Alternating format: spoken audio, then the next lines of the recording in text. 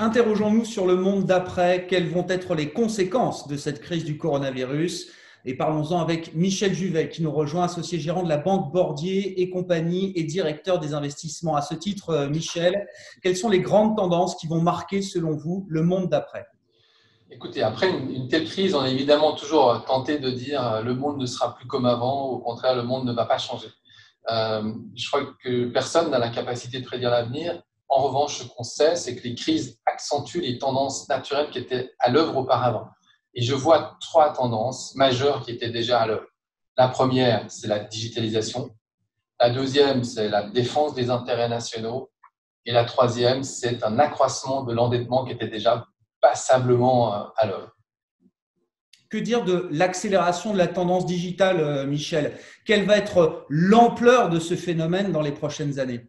Alors, je crois que cette crise a permis à chacun de se rendre compte qu'on était déjà bien digitalisé, mais qu'on allait encore l'accentuer. Si on pense simplement au télétravail, beaucoup de monde savait qu'on pouvait faire du télétravail, mais personne n'avait expérimenté sur cette dimension.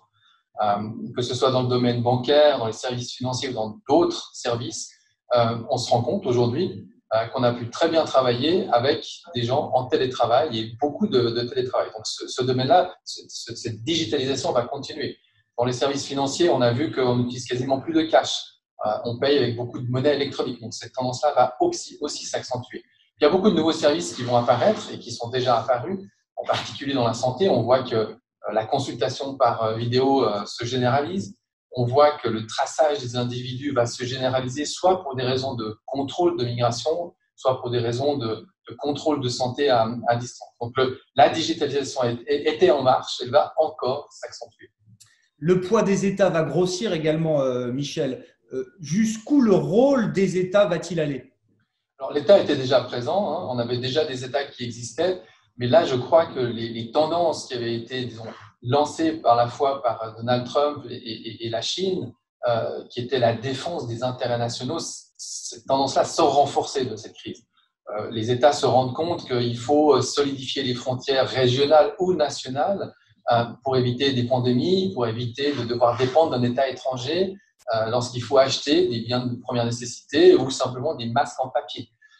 Donc, on va voir des secteurs clés stratégiques qui vont être renforcés. Le premier, c'est la santé. Évidemment que les États vont devoir investir dans la localisation régionale, nationale d'industries pharmaceutiques capables de produire les bons médicaments, de produire des masques en papier.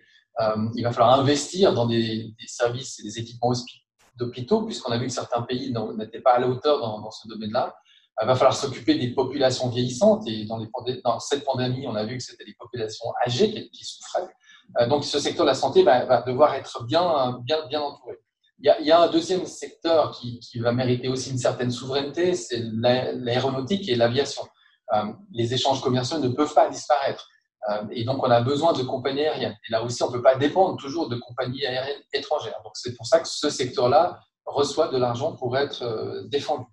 Ensuite, on a un troisième secteur qui est évidemment primordial, c'est le secteur de la technologie et des télécommunications.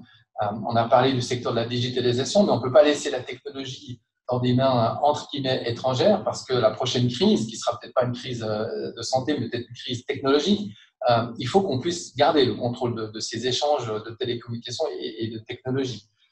Et puis enfin, il y a probablement aussi le secteur de l'alimentation qui devient un secteur stratégique. On a expérimenté malheureusement dans cette crise et dans certains endroits du monde de nouvelles famines. On a même expérimenté dans les pays développés des problématiques d'approvisionnement sur des biens de première nécessité. Et là, je crois que à la fois les États vont devoir un petit peu penser à nouveau à l'organisation de la distribution de l'alimentation et les ménages vont devoir aussi se poser cette question où est-ce que je m'approvisionne et quel type de produit j'achète? Est-ce que j'achète du local ou de l'international qui peut-être ne viendra plus facilement? Donc tout ça fait que on va avoir un monde beaucoup plus protectionniste. On accentue encore cette tendance et qui dit monde protectionniste dit réduction des échanges commerciaux, donc réduction du potentiel de croissance économique. Et qui dit aussi protectionnisme dit hausse des prix parce que tout devient plus cher quand le protectionnisme se généralise. Dernière question, Michel, et pas des moindres. Qui va supporter le coût de cette crise? Comment va-t-on régler la facture? Alors, je crois que c'est la question la plus importante. Celle-là, elle est bien réelle. Il n'y a pas besoin de faire d'anticipation. On aura beaucoup de dettes. Il faudra payer et rembourser. Dans ces moments-là, en cas de surendettement, toujours 3 possibilités. La première, c'est ne jamais rembourser, c'est le défaut de paiement. C'est évidemment une mauvaise solution pour les États parce que quand vous n'avez pas remboursé une dette, personne ne vous fait confiance. Alors, on effacera probablement la dette des pays les plus pauvres, les plus fragiles, ça ne coûtera pas cher et ils en ont besoin. Les autres pays développés, et Chine y compris, ne doivent pas passer par cette solution. Il reste donc 2 solutions. La première, qui est d'augmenter évidemment la fiscalité, c'est comme ça qu'on remplit les caisses, a priori. Et la fiscalité va se diriger à la fois sur les entreprises, monter des taux d'imposition sur les bénéfices ou sur les dividendes distribués.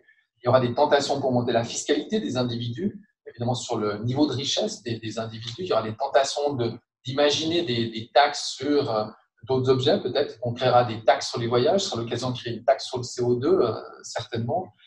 Et puis, il y aura des tentations de généraliser des taxes sur toutes les transactions, et en particulier sur les transactions financières, avec certainement un retour de la fameuse taxe sur les transactions financières ou micro-taxe. Donc, c'est une tendance qui va réapparaître, comme on l'a vécu après la Deuxième Guerre mondiale ou après les années 30. Et puis, la deuxième solution qui est importante, qui va probablement se généraliser également et qui est plutôt indolore a priori, c'est d'utiliser les banques centrales pour financer les déficits des États.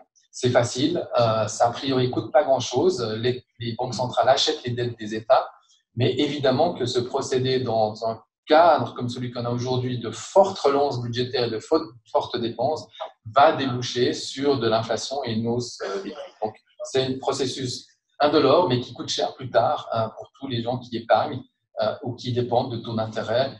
Donc, tout ça fait qu'on aura, selon les États, un mélange de politique fiscale ou un mélange de politique monétaire, mais qu'à la fin, ceux qui s'en sortiront le mieux, comme toujours dans ces crises, ce sont évidemment les États qui étaient déjà plutôt bien positionnés, les individus qui étaient déjà plus bien positionnés, et que les États qui étaient en difficulté financière auront encore plus de difficultés pour résoudre ce problème d'endettement. Merci beaucoup, Michel Juvet, d'avoir esquissé pour nous les grandes tendances et les enjeux de ce monde d'après. Merci beaucoup.